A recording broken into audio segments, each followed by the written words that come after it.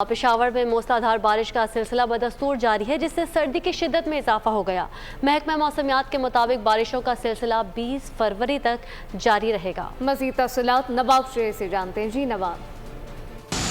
جی بالکل، پشاور سمیت خیبر پختونخوا کے مختلف اضلاع میں بارشوں کا سلسلہ بدستور جاری ہے اور اب بھی پشاور میں جو ہے وہ تیز بارش ہو رہی ہے جس سے نہ صرف سردی کی شدت میں اضافہ ہو گیا ہے بلکہ موسم بھی کافی خوشگوار ہو گیا ہے، جبکہ اس کے ساتھ ساتھ ٹھنڈی ہوائیں بھی چل رہی ہے جبکہ بارشوں کے باعث کچھ نقصانات بھی ہوئے۔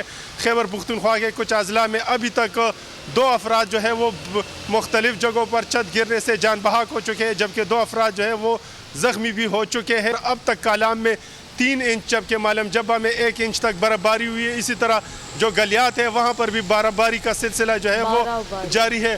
تیز بارشوں کے باعث پی ڈی ایم اے نے جو ہے وہ الرٹ بھی جاری کیا ہے اور نواب شیر بہت شکریہ۔ سبسکرائب کریں اور بیل دبائیں تاکہ کوئی خبر رہ نہ جائے۔